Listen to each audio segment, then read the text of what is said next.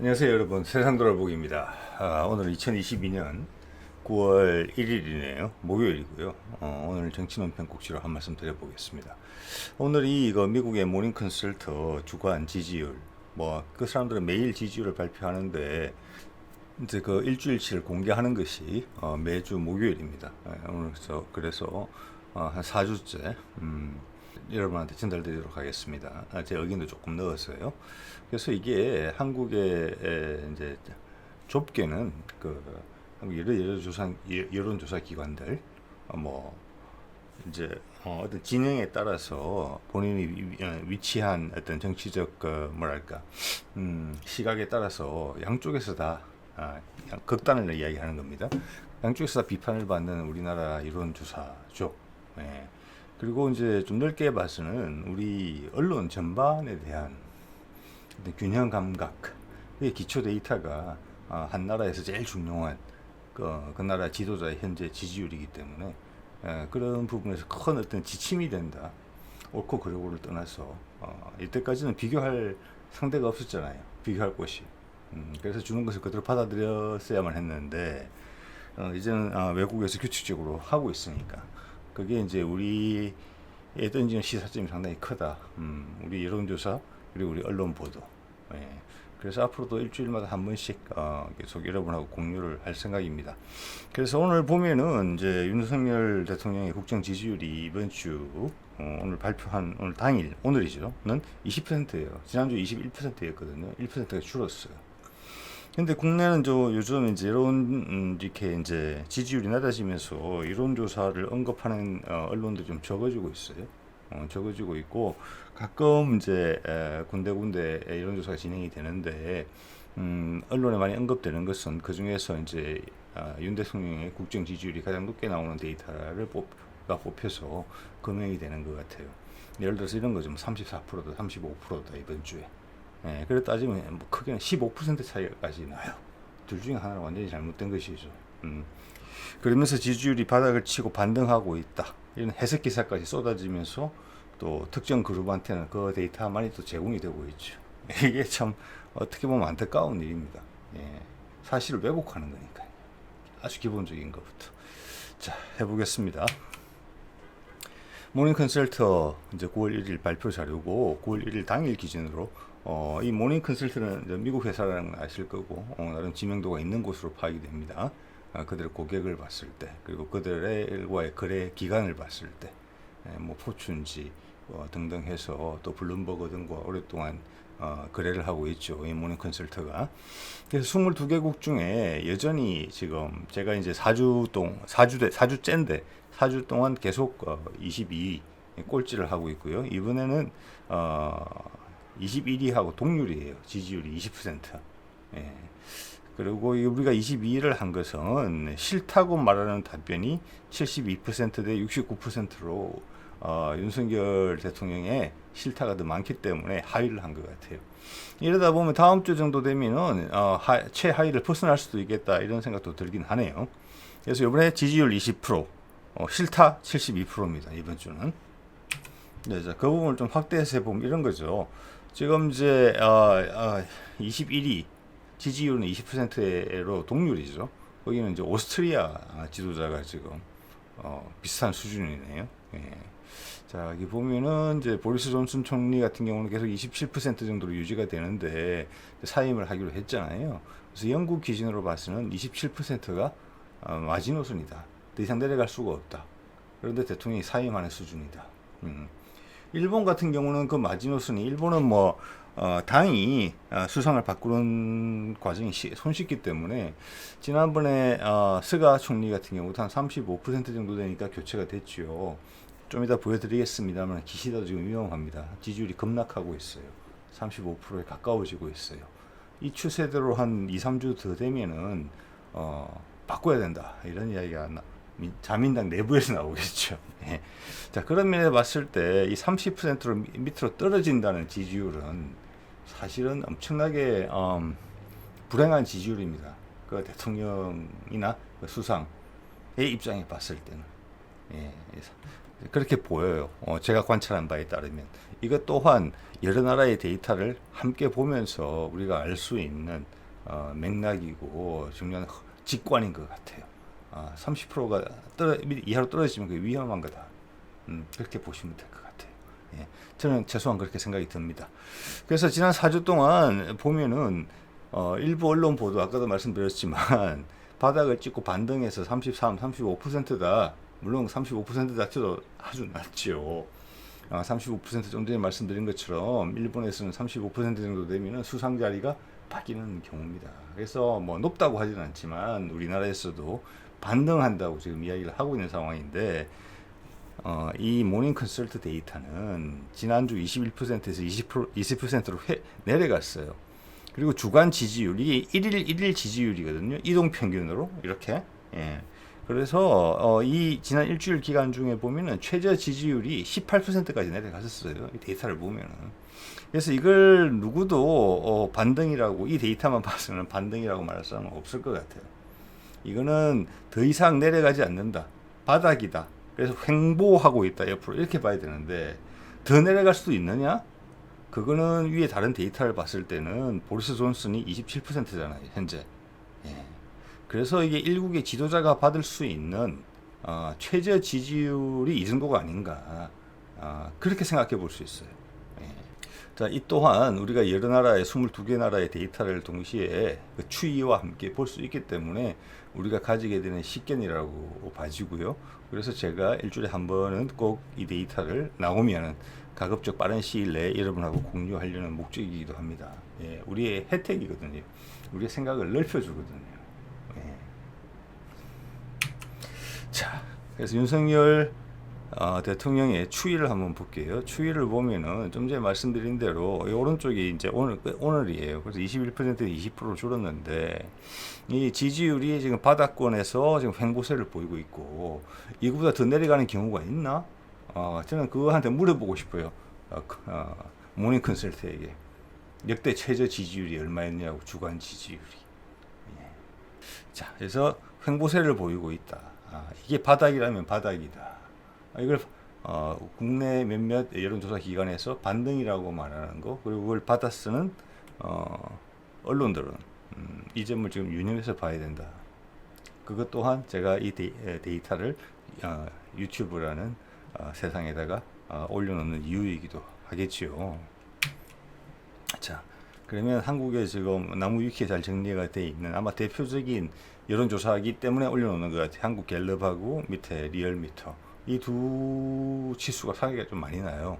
그러니까 제가 지금 4주 동안, 지난 4주 동안 모닝 컨설트 자료를 지금 올려드리고 있는데, 지난 4주 동안 한국 갤럽을 비교해 보면은 뭐 방법은 좀 다를 수 있어요. 특히 이제 모닝 컨설트 같은 경우는 인터넷으로 한다는 거.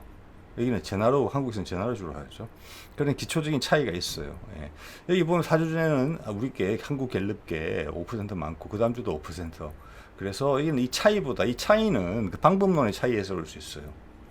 연장자들은, 고령자들은 이렇게 항목을 읽고 인터넷으로 답하는 게 어려울 수가 있어요. 예, 그러면서 데이터가 왜곡될 수 있어요. 그렇지만 그들도 나이대를 그 가중치를 둬서 해요. 하긴 하지만 이런 왜곡은 둘 다 정확한 방법으로 했다고 봤을 때 하나는 인터넷 여론조사고 분이 기입하는 거죠. 여기는 전화로 문답을 하는 것이니까 그 차이가 여기서 온다. 이래 볼 수 있는 여지도 있어요. 예, 일단 설명을 하자면 그 다음 계속 5%, 그리고 8월 3주째 되면 7% 차이가 벌어졌어요. 그래서 8월 4주째 되면은 한국 갤럽 같은 경우는 28%에서 지지율이 27%로 빠졌어요. 이제 보도가 많이 안 되고 있죠. 숫자가 낮아서 그런 것 같아요. 아직 20%대이기 때문에. 그래서 이 정도는 모닝 컨설트 데이터와 간격이 어느 정도 뭐 2% 정도 차이가 왔다 갔다 하지만 전체 이게 추세에서는 뭐 양쪽이 비슷한 데이터를 보여준다 이렇게 볼 수도 있는 것 같아요. 5%의 차이는 방법론의 차이다 이렇게 해석할 수 있는 여지가 있기 때문에. 반면에 리얼미터 차이는 조금 그냥 설명은 곤란해요. 처음부터 10% 이상 이제 차이가 났는데 요번 마지막 주에 8월 4주에 33.6% 지지율을 보여주면서 오히려 올랐어요. 그래서 차이가 13.6%까지 벌어졌어요. 예. 자, 이걸 어떻게 해석하느냐는 우리의 몫이죠. 우리의 몫이고 추세를 더 지켜봐야 될 것 같아요. 지난주보다 더 벌어지고 있어요. 예. 자, 뭐 그 정도로 말씀드리겠습니다. 나머지는 이걸 들으시는 분들의 각자의 몫인 것 같아요. 일단 어느 정도의 스펙트럼으로 흩어져 있다, 범주에 벌어져 있다, 여기서 여기까지다. 양 끝단이 어느 정도인 것만 알고 계셔도 우리의 사고의 폭은 남들의 영향권에서 좀 덜 제약받을 것 같습니다. 네.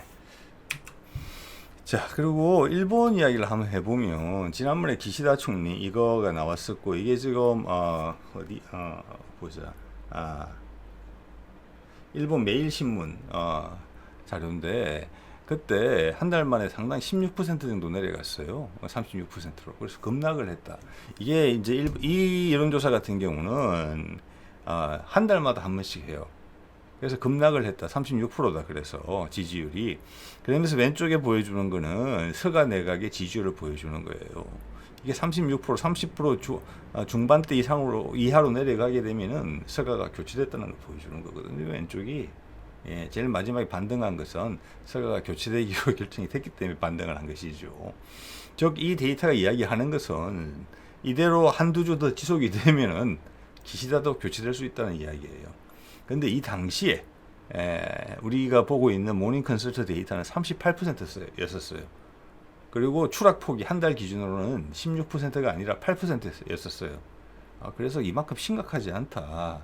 확실히 데이터를 어떻게 표현하느냐에 따라서 결과가 많이 다르다. 예, 또 그게 또 언론이 어떻게 실현하느냐에 따라서 또 증폭이 되겠죠. 거기서 언론이 여론을 만지는 부분이 생길 수 있겠다. 이런 생각이 들었더랬습니다. 그런데 이번 주에 보니까 38%에서 기시다 총리입니다. 35%로 빠졌어요. 예. 지난주에 나왔던 일본의 월간 여론조사 매일신문에서 했던 그게 36%였거든요. 예. 자, 그러면서 지금 지난 2, 3주간의 패턴을 한번 봐보세요. 기시다가 급락을 하고 있어요. 한 주 더 지금 조사를 하니까 일본 데이터 좀 전에 보여드렸던 게 이것과 같구나, 결과가. 즉 이것이 일본의 민심이구나, 이렇게 확인이 돼요. 두 개만 비교했을 때도. 지난주까지만 해도 그렇지 않았는데, 예. 한 주 더 조사를 하니까 양쪽 데이터가 같구나. 즉 일본의 민심이 이렇구나, 이렇게 판단이 돼요. 근데 우리는 그게 안 되고 있죠, 지금. 예. 세계 데이터를 비교하는데도. 저는 거기에 뭔가의 문제가 있다, 이렇게 보는 것이죠. 자, 일본 이야기를 좀 더 해보면, 그럼 이렇게 되면 뭐가 문제냐? 급락하고 있으니까 여기서 조금만 더 미끄러지면은 기시다는 교체될 가능성이 크다고 봐요. 그런데 일본 자민당의 가장 큰 영향력을 행사하고 있던 아베가 지금 사라졌잖아요. 아베의 부재에서 기시다의 지지율이 떨어지면 제가 보기에는 일본 전계의 일본 자민당의 혼란이다, 이렇게 봐줘요. 다음 수상이 나와야 되는데 아베가 그 권력이 지금 자리에 없기 때문에 이걸 교통정리를 못 해주는 거예요. 저는 그렇게 추정을 해봅니다. 그래서 뒤에서 파벌 싸움이나 정치 싸움이 훨씬 심해질 것이다. 혼란이 올 것이다. 예, 지금 아베 유지를 받들고 자민당이 지금 버텨내려면은 기시다가 그걸 유지를 해야 되는 거예요, 지금 지지율을. 그래야지만 이제 아베의 사건으로 인한 자민당이 흔들리는 걸 막을 수 있고 다시 추스릴 수 있는 시간을 벌 수 있는 것인데 지금 그게 안 되고 있는 상황이에요. 즉 이거는 일본의 혼란을 의미한다, 이렇게 봐줘요. 예. 그래서 이 부분 또한 우리가 모닝 컨설트 데이터를 보는 큰 혜택이라고 저는 생각합니다. 예. 반면에 산때 30%로 내려가가지고 탄핵 이야기까지 나왔던 미국의 바이든은 지금 40% 초반으로 반등했어요. 예. 상당히 바이든 입장에서는 좋은 신호죠. 왜냐하면 11월 달에 지금 중간 선거가 있기 때문에, 우리말로 하면 국회의원 선거죠. 예. 거기서 실패하면 큰일 나거든요, 바이든은. 거기에 대한 좋은 신호고, 지금 바이든이 추진하고 있는 방향을 더 강하게 추진할 수 있겠다, 이런 생각을 해볼 수 있는 거예요. 뭐냐? 중국을 강하게 때리는 거, 그리고 우크라이나전에서 빠져나오는 거, 그리고 지금 한반도에서 진행 중인 종전선언을 시행하는 거. 이것들이 향후 11월 8일까지 남은 지금 오늘이 9월달 들어섰죠. 9월, 10월 두 달 동안 할 수 있는 거죠. 그리고 선거에 영향을 주려면은 보통 10월 초까지는 작업을 해야 되겠죠. 자, 그 말은 제가 좀 전에 말씀드린 그 세 가지의 일이 앞으로 남은 한 달, 10월 초까지 발생할 수 있을 가능성이 크다. 거기에 대해서 바이든이 긍정적인 신호를 느꼈다. 그래서 강하게 추진할 것 같다. 이런 말씀을 제가 드리는 겁니다. 우리 한반도 종전선언 관련해서도요. 북미 종전선언이죠. 제가 최근에 몽골 이야기까지 드리고 있습니다. 자, 그러면 여기서 하나 지적하고 싶은 거는, 이게 예전에도 한번 말씀드렸는데, 현직에 있는 기자들이 윤석열 대통령의 국정수행 지지율이 10.7% 밖에 안 돼요. 부정이 85%예요. 예, 일반 국민들의 2분의 1도 안 되죠. 그런데 여러분, 뭐, 다음이나 구글이나, 이런 거 탁 펼쳐놓고 보십시오. 예, 내용이, 국정에 대한 뭐 지지도뿐만 아니라, 얼마나 호의적으로 내용을 실어나느냐. 거기서는, 언론사가 어떤 기사를 선택하느냐도 크게 상관이 있어요. 불리한 내용을 선택하느냐, 객관적인 보도는 하더라도 불리한 주제를 선택하느냐, 유리한 주제를 선택하느냐, 그것도 선택이거든요, 그들의. 그리고 쟁점이 돼서 반드시 보도해야 되는 사안에 대해서는 어디를 선택하느냐. 그렇게 두 단계로 나눠지고, 여론조사 같은 것도 두 번째 이제 범주에 들겠죠. 그런데 기자들의 마음과 실제 기사들은 다르다. 많이. 일단 국정 지지율 보도만 보더라도 이거는 뭐 중화일보니 조중동이니 한겨레니 뭐 경향이니 상관없다고 봅니다. 예. 그래서 저는 우리나라 언론 전체가 저는 진영이 없다고 생각해요. 한 군데 진영이고 단지 몇 가지 페인트 모션으로서 국민들한테 우리는 이렇게 다르다. 본인들의 마케팅에 도움이 되는 한에서만 그렇게 한다는 믿음을, 옛날에는 의혹을 강하게 가지고 있었지만 지금 이런 데이터하고 비교를 해보면 조금 더 확증으로 굳어집니다. 예. 왜냐? 그들 언론사들이 우리 한국 언론을 지배하고 있기 때문에 그런 겁니다. 그래서 전체적으로 다른 문화 시스템에 비해서 상당히 후진적인 모습을 보여주고 있는 것이죠. 이제 그런 걸 한번 더 느끼게 됩니다. 이런 걸 보면서. 자, 또 하나 이야기를 하나 드려보고 싶어요. 지지율 문제하고 상관이 있어서 과연 이제 20% 정도 지지율이면 그냥 끝난 지지율이거든요. 어떻게 보면. 자, 그 과정에서 당내 분란을 통해서 이런 기사가 엊그제 여러분 다 아실 겁니다. 장제원이 앞으로 남은 기간 동안 이제 윤석열 정부에서 공직을 맡지 않겠다 이런 발언을 했어요. 그래서 지금 보시는 것처럼 의견이 분분해요. 여기 한겨레 기사를 보면은 검핵관에 밀렸나? 윤핵관이긴 한데 윤핵관의 핵심은 전부 다 검찰 출신인데 장제원은 어떻게 보면은 정치인이거든요.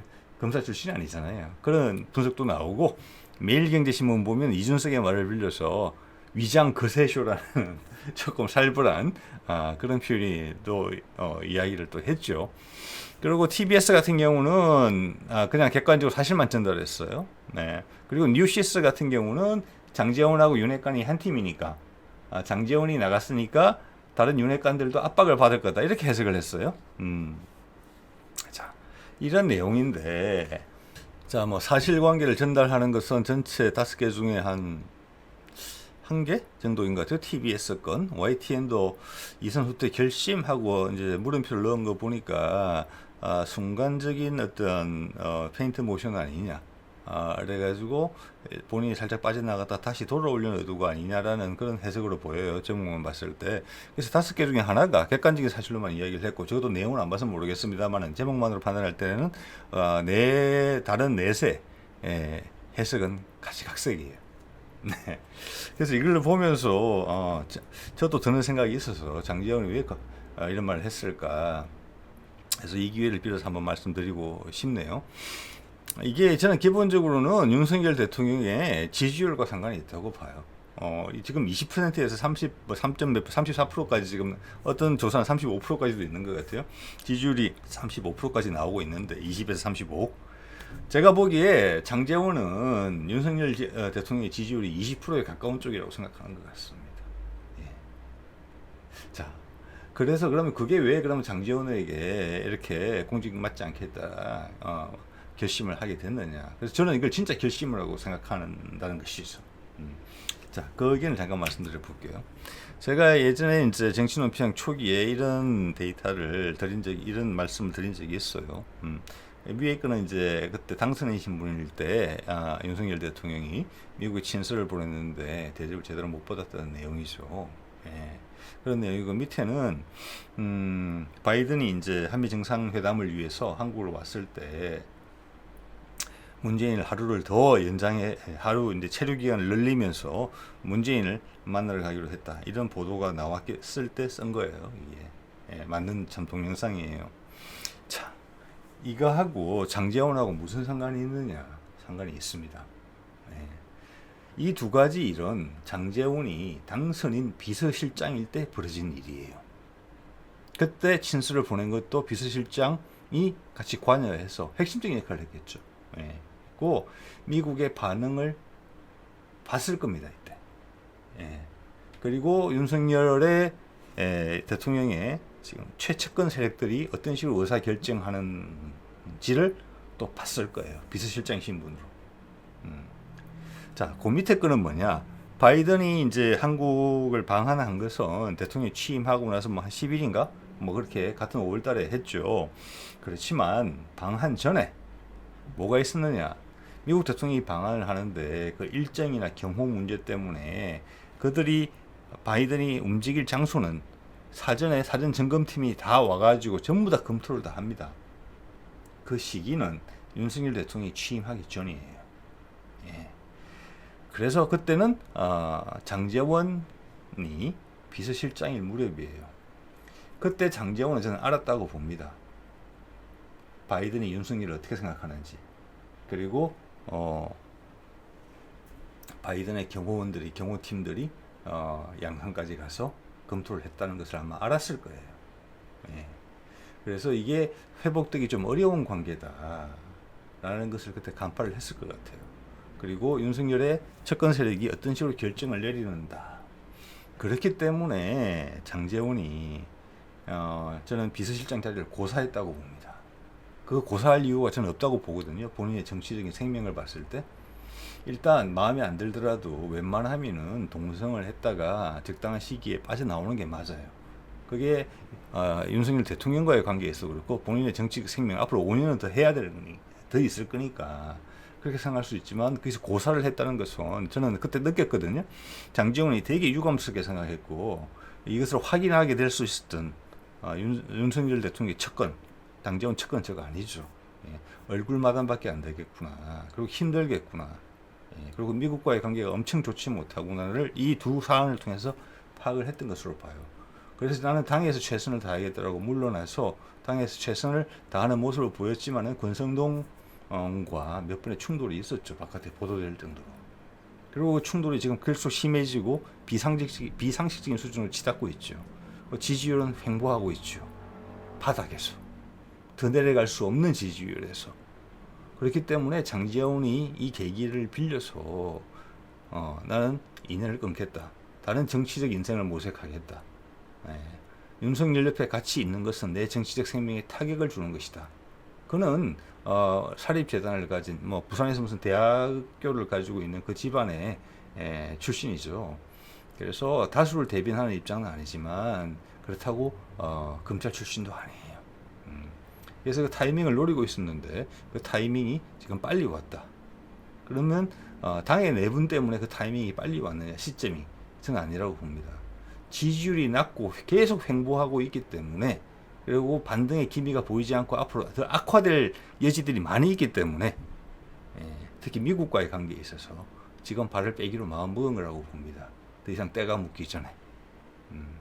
그게 장제원에 대한 제 추론입니다. 앞에 네 가지 추론 보셨죠. 그것과는 다른 추론이에요.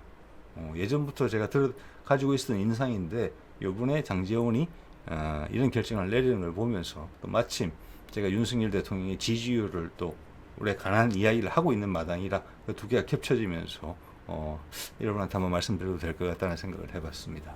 자, 오늘은 이 정도로 하겠습니다. 네.